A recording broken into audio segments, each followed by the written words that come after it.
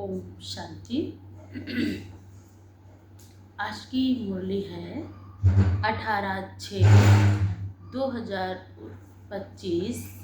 प्रथम मुरली ओम शांति बाप दादा मधुबन। तो मीठे बाबा के महावाक्य हैं। बाबा ने कहा, मीठे बच्चे, ये रुद्र ज्ञान यज्ञ स्वयं रुद्र भगवान ने रचा है। इसमें तुम अपना सब कुछ स्वाहा करो, क्योंकि अब घर चलना है। ये रुद्र ज्ञान यज्ञ रुद्र परमात्मा ने यज्ञ रचा है। इसमें अपना सब कुछ स्वाहा कर, बाबा ने कहा, अब घर चलना है, क्योंकि अब समय नहीं है। सबको पता है, कभी भी किसी भी घड़ी किसी को कुछ भी हो सकता है। आज का प्रश्न है, संगम युग पर कौन सा वंडरफुल खेल चलता है? उत्तर है, भगवान के रचे हुए यज्ञ में ही आसुरों के विघ्न पड़ते हैं। ये वंडरफुल खेल है। ये सदा चला था, चला है और ये चलता रहेगा।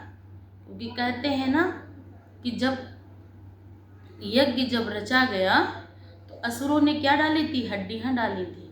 तो जब ये ज्ञान यज्ञ रचा गया तो हड्डियां अर्थात ऐसी ऐसी बातें कही जाएंगी, जितनी मजबूती से लोग कहेंगे, हड्डी से कहेंगे, दिल से कहेंगे, ताकि लोगों को लगे ये सत्य। लेकिन सत्य की नाव हिलेगी डुलेगी जरूर, लेकिन डूबेगी नहीं। बाबा ने कहा, ये भी संगम पर ही वंडरफुल खेल चलता है।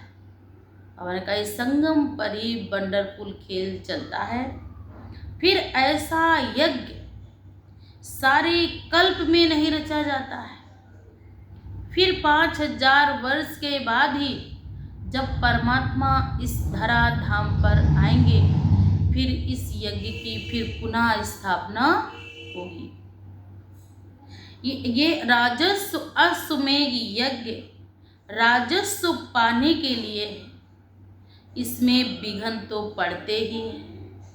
ये राजस्व अश्वमेध यज्ञ है, इसमें विघ्न तो बाबा ने कहा पड़ते ही हैं। ओम शांति। तुम कहाँ बैठे हो?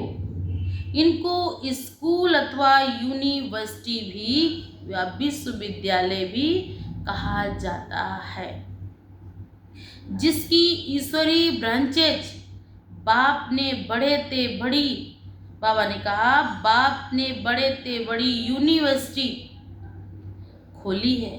शास्त्रों में रुद्र नाम भी लिख दिया है। बाबा ने कहा, इस समय तुम बच्चे जानते हो कि शिव बाबा ने ये पाठशाला अथवा यूनिवर्सिटी खेली। इस ऐसी यूनिवर्सिटी खोली है जिसमें बच्चे बूढ़े जवान सब एक ही लाइन में बैठकर, एक ही कक्षा में बैठकर एक जैसी पढ़ाई पढ़ते हैं। ऊंच से ऊंच बाप पढ़ाते हैं। ये तो बच्चों की बुद्धि में याद रहना चाहिए, भगवान हमको पढ़ाते हैं। हमको पढ़ाने वाला कौन है? एक परमपिता परमात्मा। उनका ये रचा हुआ यज्ञ है। उनका नाम भी बाला है, राजस्व अश्वमेध रुद्र ज्ञान यज्ञ, अर्थात स्वराज्य के लिए। अश्वमेध ये जो कुछ भी देखने में आता है उन सबको स्वाहा कर रहे हैं। वहाँ तो उस यज्ञ में क्या दिखाया गया? घोड़े को क्या किया गया? स्वाहा करने। लेकिन बाबा ने कहा, यहाँ जो कुछ इन आँखों से दिखता है, बाबा ने कहा, ये सब मिट जाएगा। तो बाबा ने कहा, ये सब कुछ स्वाहा करना है। आत्मा तो स्वाहा नहीं हो सकती, शरीर सब स्वाहा हो जाएंगे। तो स्वाहा का मतलब जलना नहीं। यज्ञ के कार्य में अपने तन को, अपने मन को, अपने धन को, अपने समय को, अपने श्वास को, अपने संकल्पों को स्वाहा करना, अर्थात कार्य सेवा में लगाना, माना भगवान के कार्य में मददगार बनना। बाकी आत्माएं सब वापिस जाएंगी। बाबा ने कहा था कोई भी नहीं रहेगा, सबको मैं वापस ले जाने के लिए आया हूँ।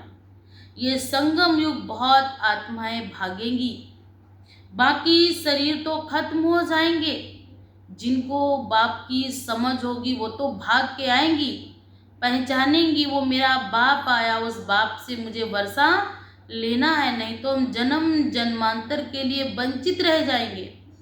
और बाकी आत्माएं शरीर छोड़कर फिर वापस अपने घर परम धाम वापस जाएंगे। ड्रामा के वश चल रहे हैं। बाप कहते हमने राजस्व यज्ञ रचा है, ये भी ड्रामा प्लेन अनुसार रचा गया है। इसको भी रचने वाला भी बाबा ने कहा ये ड्रामा फिक्स ही है कि इस समय ये सब होना है। कब परमात्मा का अवतरण होगा, कब परमात्मा ये अविनाशी रुद्र ज्ञान यज्ञ की स्थापना करेंगे, ये सब ड्रामा में फिक्स है। ऐसे नहीं कहेंगे मैंने यज्ञ रचा। ड्रामा प्लेन अनुसार तुम बच्चों को पढ़ाने के लिए कल्प पहले मुआफिक बाबा ने कहा ज्ञान यज्ञ रचा गया। 5000 वर्ष पहले भी रचा गया। हम आप सबने तब भी पढ़ाई पढ़ी थी, तब भी अपने जीवन को दिव्य और श्रेष्ठ बनाया था, भगवान के कार्य में लगाई उंगली दी थी। अब फिर भी मुझे ईश्वर के कार्य को सफल बनाने में, उनके कार्य में मुझे मदद करनी है। ड्रामा प्लेन अनुसार रचा गया है। कल्प कल्प रचा जाता है, ये अभी नहीं रचा गया। जब फिर 5000 वर्ष का कई बार ऐसे रचा गया, हम आप मददगार बने, फिर ये यज्ञ रचा जाएगा। फिर भगवान को हम बच्चों की ज़रूरत पड़ेगी मदद के लिए, फिर हम बच्चे भगवान के कार्य में मददगार बनेंगे। बाबा ने कहा एक ही बार ये यज्ञ नहीं रचा जाता, ये कल्प कल्प रचा जाएगा। तो बरोबर 5000 वर्ष पहले बाबा ने कहा भारत क्या था, सतो प्रधान अर्थात सतयुग। तो अब चक्र फिर रिपीट हो रहा है, फिर से नई दुनिया स्थापन हो रही है। तुम नई दुनिया में स्वराज्य पाने के लिए पढ़ रहे हो। हम आत्माएं नई दुनिया में स्वराज्य पाने के लिए ये बेहद की पढ़ाई को क्या कर रहे हैं, पढ़ रहे हैं। पवित्र भी जरूर बनना है, बनते भी वही हैं जो ड्रामा अनुसार कल्प पहले बने थे। ये बनी बनाई बन रही, अब कुछ बननी ना है। समझो जो कुछ हम कर रहे हैं ये हमारा फिक्स हो रहा है पाठ।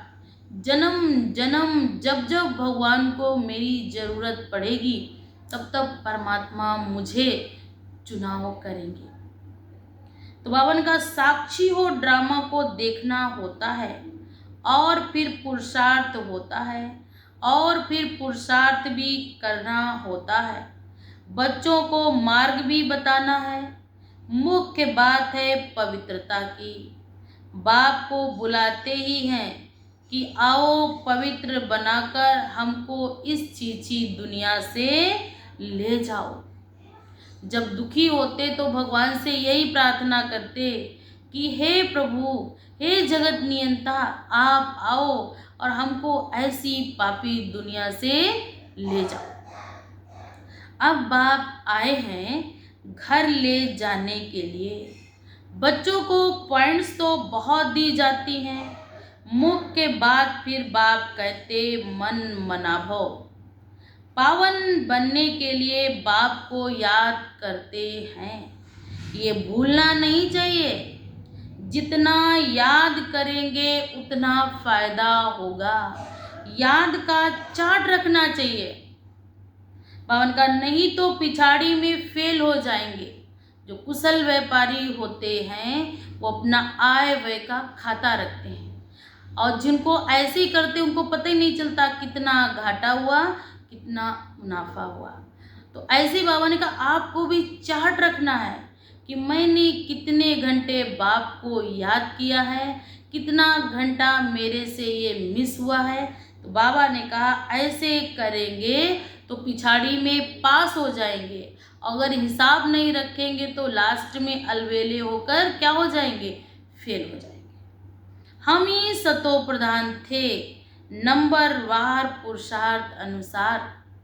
ये आत्मा जितना जितना श्रेष्ठ पुरुषार्थ कर्तव्य करती है उतना उतना ये आत्मा सतो प्रधान स्थिति को प्राप्त होती है। वह का ऊंच बनते हैं, उनको मेहनत भी जास्ती करनी पड़े, याद में रहना पड़े, ये तो समझते हो।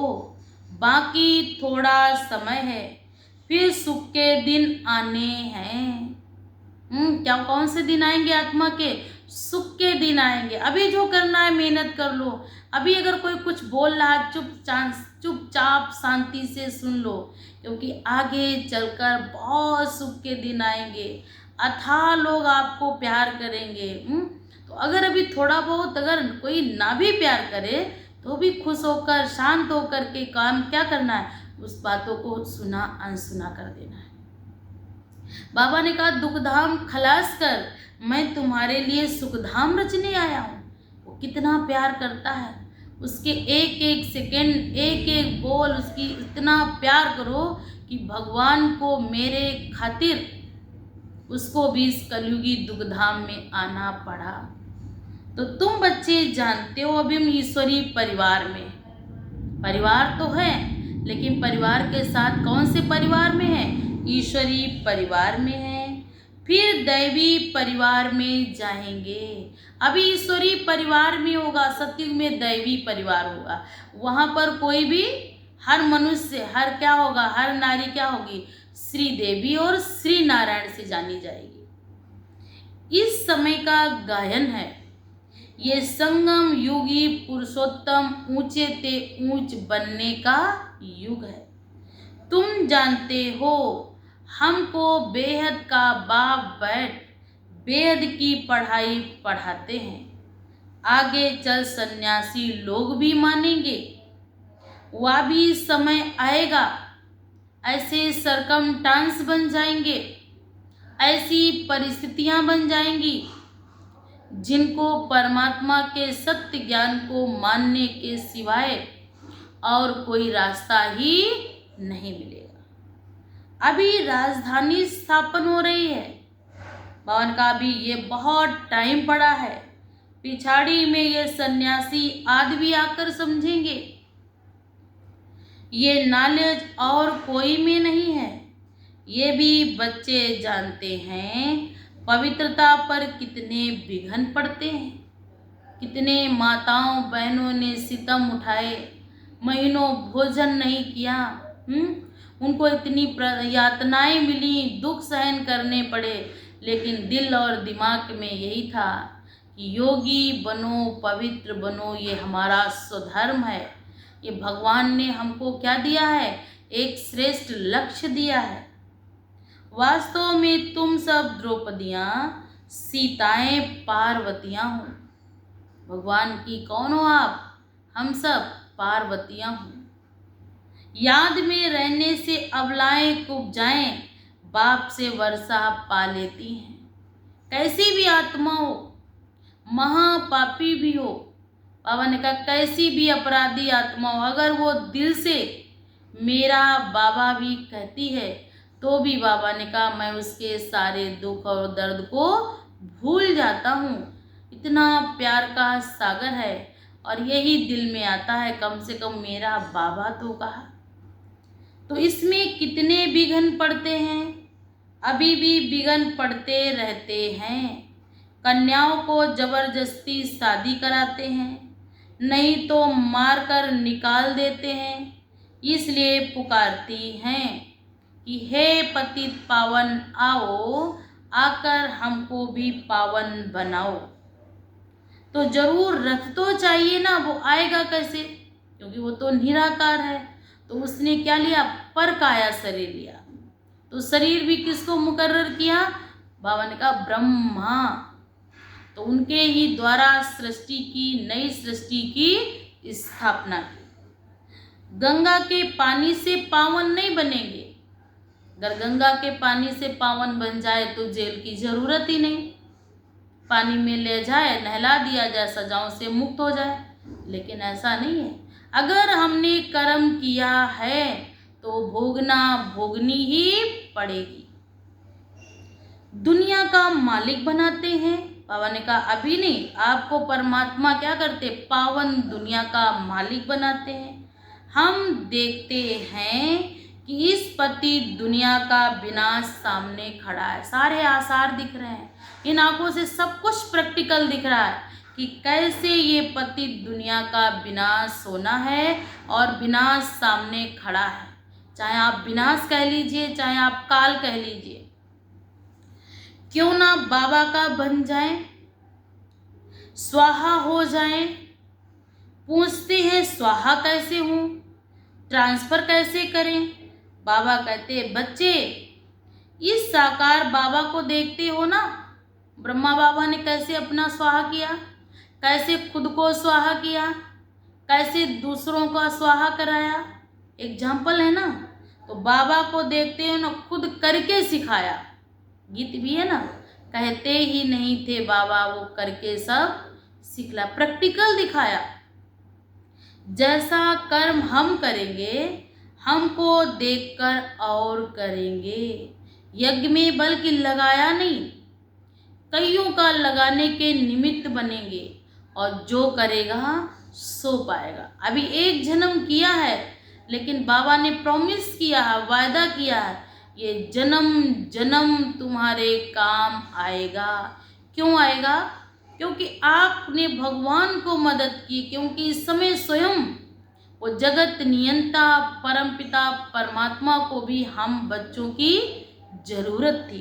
तो भगवान के कार्य को, जो भगवान ने बीड़ा उठाया था कि इस पति दुनिया को पावन बनाएंगे, उस बीड़ा को उठाने में आपने मदद की, तो भगवान भी आपके सामने क्या हो जाएगा, सब कुछ हाजिर करने के लिए बाध्य हो जाएगा।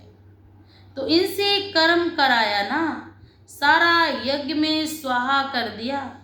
स्वाहा होने में कोई तकलीफ थोड़ी है। ये बहुत साहूकार ना गरीब था, साधारण था। ब्रह्मा बाबा ना बहुत साहूकार थे, ना बहुत ज़्यादा गरीब थे, बीच के थे, मीडियम में थे, साधारण थे। तो उन्होंने खान पान आदि सब सामग्री चाहिए ना। यह है ईश्वरी यज्ञ। ईश्वर ने आकर इस ज्ञान यज्ञ की स्थापना की। इस यज्ञ की महिमा बहुत भारी है। ईश्वरी यज्ञ से ही तुम्हारा शरीर निर्वाह हो रहा है। हम घर में भल हैं, लेकिन दिल दिमाग में क्या हो, हम किसका खा रहे हैं, भगवान के यज्ञ का खा रहे हैं। बाबा ने कहा अपने को अर्पण में समझते हो, हम ट्रस्टी हैं, यह सब ईश्वर का है। हम शिव बाबा के यज्ञ का भोजन खाते हैं। ये यज्ञ की बात है ना। तो यहाँ तो नहीं सबको आकर बैठना है। ये देखो इनका सैंपल लग रहा है। बाबा ने कहा जैसे देवी देवताओं की कलम लग रही है, जैसे कि दुनिया में भी कोई पेड़ होता है, उसकी ही कलम को क्या करते हैं, नया रूप देते हैं। ऐसे इसी पुरानी दुनिया से कुछ ऐसी देवतुल्य आत्माएं हैं जिनके द्वारा नई दुनिया की स्थापना होने में मदद मिलती है। तो बाबा ने कहा सब कुछ स्वाहा किया। बाबा कहते जैसा कर्म मैं करूँगा, मुझे देखकर और करेंगे। बाबा ने कहा जो जो हुए वह अपना बरसा ले लो। बुद्धि से भी समझा जाता आत्मा तो चली जाएगी, बाकी शरीर सब खत्म हो जाएंगे। आत्मा का तो खेल 1 सेकंड का है। जैसे ही शरीर से आत्मा निकली, फिर वो दोबारा प्रवेश भी नहीं कर पाएगी। फिर कहाँ भटकोगे, कहाँ जाओगे, कौन तुम्हारा होगा? कोई तुमको रात भर तक रोक पाएगा? कोई तुम्हारे पास 1 दिन तक ठहर पाएगा? या आपको कोई अपने पास 1 दिन तक ठहरा पाएगा? फिर किसके लिए क्या सोच रहे हो? हाँ, इतना तो करना है ताकि हमारा भी पेट भरता रहे और जो भी है उनका भी, लेकिन इतना भी ज़्यादा नहीं लिप्त होना कि सारे कार्य एक तरफ, परमात्मा कौन है क्या है उसको जानते नहीं, सारा दिन वही चल रही है, वही धंधा, वही बिजनेस, बाबा ने कहा अगर इसका भी बैलेंस नहीं होगा तो बाप आपकी मदद नहीं करेगा। नष्टो मुआ बन जाओ, ये भी जानते हो ये सारी सामग्री खाक हो जानी है। कोई यज्ञ नहीं रचा जाता, कोई उपद्रव होते। ये जो भक्ति मार्ग में अनेक यज्ञ हैं वह सब भक्त भवन का सब खत्म हो जाते हैं। ये भगवान ने कहा है कि जितने भी यज्ञ तप चल रहे हैं, मंदिर गुरुद्वारे खुले, बाबा ने कहा ये सब क्या हो जाएंगे, सब खत्म हो जाएंगे। ज्ञान सागर एक ही भगवान है, वही मनुष्य सृष्टि का बीज रूप है। सत्य चित्त चैतन्य बीज है। शरीर तो जड़ है, आत्मा ही चैतन्य है। वही ज्ञान का सागर बैठ पढ़ाते। इतना नशा हो कि मुझ चैतन्य आत्मा को पढ़ाने वाला वो स्वयं ज्ञान का सागर परमपिता परमात्मा है। ज्ञान कोई बहुत तो है नहीं, वर्ड बहुत है ना, तो वर्ड का चक्र कैसे फिरता ये तो फिर समझाना पड़ेगा ना। तो यहाँ बाप तुमको खुद पढ़ा रहे हैं, कहते भी हैं साधारण तन में प्रवेश कर। भगवान कोई हाई फाई तन नहीं चाहिए, कोई राशि तन नहीं चाहिए, नहीं तो कोई अच्छा हाई फाई आ जाएगा तो गरीब तो मिल भी नहीं पाएंगे, उसके दर्शन भी नहीं कर पाएंगे। इसलिए परमात्मा ने कहा मैं साधारण तन में आता हूँ। और बाबा ने कहा कोटों में कोई में भी कोई आत्मा मुझे पहचान पाती है। सब अगर जन जाए तो बाबा ने कहा कोई मेरा गरीब बच्चा मिल भी नहीं सकता। इसीलिए बाबा ने अपनी पहचान छुपाई है। जिसमें बाप आएगा उनका एक ही नाम आता है, शिव, और सबके नाम बदलने हैं, इनका नाम नहीं बदलता है। बाबा ने कहा बाकी भक्ति मार्ग हमें अनेक नाम रख दिए, टुन भगवान का एक ही परमात्मा का नाम सत्य है, वो शिव निराकार है। आजकल तो नाम भी, पहले के नाम भी रखे जाते थे भगवान के ऊपर, राम शंकर, गणेश शंकर, रामचंद्र, श्री कृष्ण, ऐसे, ताकि लास्ट के समय अगर नाम भी लें तो भी भगवान याद आए। आजकल क्या रखें, पिंकू है, सानिया है, ये हैं, ये हैं। तो बाबा ने कहा दुनिया में भी कितना बिखराव फैला हुआ है। बाबा ने कहा अब आकर नई दुनिया स्थापन करते। तुम जानते हो भारत ही स्वर्ग था, अभी भारत ही नरक है, फिर स्वर्ग बनेगा। इनको कहा जाता पुरुषोत्तम संगम युग। जबकि बाप खिवैया बन तुमको इस पार से उस पार ले जाते हैं। सुना बाबा कहाँ ले जाते हैं? बाप खिवैया बन इस पार से उस पार ले जाते हैं। बाप बैठ ऐसी ऐसी बातें समझाते हैं ताकि मनुष्यों की बुद्धि का क्या हो जाए। बाबा ने कहा पर्दा ही क्या हो जाए, जो पर्दा पड़ा है वो हट जाए। 21 जन्मों की प्रारब्ध बनती है। इस पढ़ाई से कितने जन्मों की प्रारब्ध बनती है? 21। तो ख्याल करना चाहिए कि हमको कौन सी पढ़ाई पढ़नी है। वेद का बाप बैठ वेद की पढ़ाई बैठ समझाते हैं, परंतु इस पढ़ाई में लग जाना चाहिए। जो इस पढ़ाई में लगे हुए हैं तो बाप कहते उनको मैं क्या करता हूँ, उनकी तकदीर ही मैं बदल देता हूँ। फिर उस पढ़ाई में चटक पड़ते हैं। ये पढ़ाई नहीं पढ़ते, कहते फुर्सत नहीं मिलती।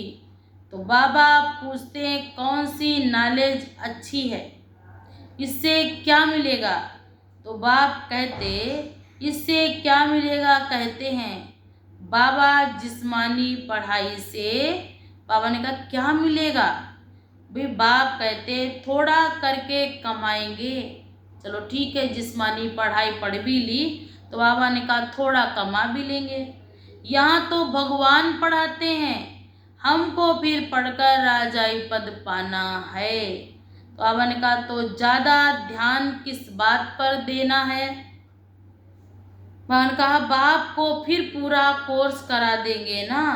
बाप कहते आगे चल, देखना है कि शरीरों पर भरोसा नहीं होगा, फिर सच्ची कमाई के लिए लग जाओ ना। बाबा ने कहा आगे चल, शरीरों पर भरोसा नहीं होगा। फिर बाबा ने कहा फिर सच्ची कमाई के लिए लग जाओ ना। ये दुनिया तो वैसे भी मिट्टी में मिलनी है, ये काया है ये वैसे भी मिट्टी में मिलनी है, लेकिन उसके पहले अगर कोई आए तो बाबा ने कहा भरोसा तो नहीं, लेकिन शरीर है तो शरीर से ही लग जाओ। अपनी तकदीर जगाएंगे, जोर लगाना है, हम तो बाप से वर्षा लेकर के ही छोड़ेंगे। हमको राजाई देते हैं, बाप बैठ समझाते, क्यों ना हम ये अंतिम जन्म बच्चे हम और सब पवित्र बनकर बाप की याद में रहेंगे। सब पुरुषार्थ बैठ कर आते हैं, कोई भी झूठ नहीं बोलते। तो बाप समझाते विश्वास नहीं करते हो क्या। बाबा ने कहा मैं झूठ नहीं बोलता हूँ कि ऐसा करो ऐसा करो, क्या विश्वास नहीं बैठता है क्या। तो बाप बैठ समझाते ये पुरानी दुनिया को नया बनाना होता है, तो पुरानी दुनिया का विनाश सामने खड़ा है।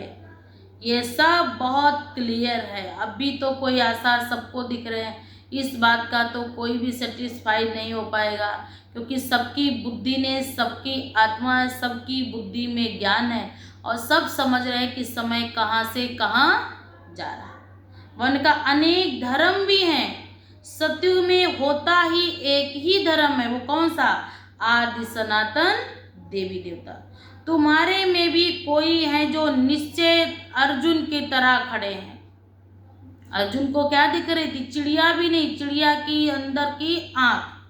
तो बाबा ने कहा जरा भी चांस गंवाना नहीं है, किसकी तकदीर में नहीं तो जरा भी अच्छा नहीं होता है। भला करना चाहें कि हम ये कर लेंगे, उनके भाग्य में ही नहीं तो उनसे अच्छा होगा भी नहीं, क्योंकि बड़ी किस्मत होती, बड़े पूर्ण कर्म होते, बड़े श्रेष्ठ कर्म होते, तभी भगवान की याद उनको लास्ट में आती है। अच्छा, मीठे मीठे सिकिल्ले बच्चों प्रति माता पिता बाप दादा का याद प्यार और गुड मॉर्निंग। रूहानी बाप की रूहानी बच्चों को नमस्ते। हम सब रूहानी बच्चों की तरफ से रूहानी माता पिता बाप दादा को याद प्यार और नमस्ते बाबा नमस्ते। अच्छा, धारणा के लिए मुख्य सारे नंबर 1, सच्ची कमाई कर 21 जन्मों के लिए अपनी तकदीर बनानी है। शरीर पर कोई भरोसा नहीं, इसलिए जरा, बाबा ने कहा जरा सा भी चांस नहीं गंवाना। जो समय मिला, जो घड़ियां मिली, जो जीवन मिला, इसको सफल करना है। सफल करेंगे तभी सफलता भी मिलेगी। नंबर 2, नष्टो मोआ बनकर अपना सब कुछ रुद्र ज्ञान यज्ञ में स्वाहा करना है। अपने को अर्पण कर ट्रस्टी बन बाप को सब हवाले कर देना। भले यूज हम करें, लेकिन मेरे मन में, मेरे दिमाग में यही चिंतन हो, ये मेरा कुछ नहीं है, तेरा तुझको अर्पण क्या लागे मेरा। इतनी अच्छी भावना है। सब कुछ किसका दिया हुआ है, भगवान का ही तो है दिया हुआ। आज का वरदान है, ईश्वरी नशे द्वारा पुरानी दुनिया को भूलने वाले सर्व प्राप्ति संपन्न भव। आज का भावार्थ भी है, जैसे वो नशा सब कुछ भुला देता है, ऐसे ये ईश्वरी नशा, ऐसे ही ईश्वरी नशा सभी दुखों को भी भुला देता है। ईश्वर को, बाबा ने कहा क्या, दुनिया को सहज ही भुला देता है। उस नशे में तो बहुत नुकसान होता है, अधिक पीने से खत्म हो जाते हैं। नशा अगर ज़्यादा पियोगे तो बाबा ने कहा खत्म हो जाते हैं। जो सदा ईश्वरी नशे में मस्त रहते हैं वह सर्व प्राप्ति संपन्न बन जाते हैं। तो बाप कहते दिल में यही रहे, एक बाप दूसरा ना कोई, यही स्मृति रहे तो बाबा ने कहा सर्व समर्थ बन जाएंगे। क्या रहे स्मृति? एक बाप दूसरा ना कोई। आज का स्लोगन है, एक दो को कॉपी करने के बजाय बाप को कॉपी करो। किसको फॉलो करना है?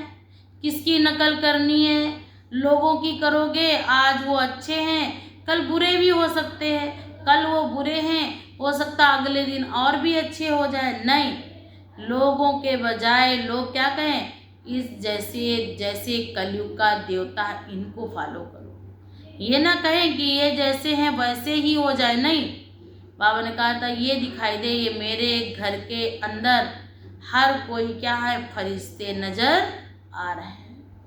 अच्छा, आज अव्यक्त इशारे है, आत्मिक स्थिति में रहने का अभ्यास करो। अंतर्मुखी रहने वाले हर ज्ञान की गुहिता में जा सकते, ज्ञान की हर पॉइंट्स का राज बाप बैठ समझाते और किस समय किस विधि से उस एक कार्य में लगाना चाहो तो आप लगा सकते हो। इस तरह से ऊपर बाबा का मानना नहीं है, बल्कि उस कार्य को करना, क्योंकि भगवान कह रहा है कि आपको जो कार्य दिया है उसको करने के लिए बाबा ने क्या क्या कहा कि एक ही पॉइंट्स काफ़ी है, ज्ञान की पॉइंट्स। अगर आपकी बुद्धि में ये ज्ञान चलता रहे तो बाबा ने कहा आपकी प्योर बुद्धि हो जाएगी, और प्योर बुद्धि ही सारे दिव्य कार्य करती है। इसलिए बाबा ने कहा वो बनेगी अंतर्मुखी सदा सुखी। अच्छा, ओम शांति।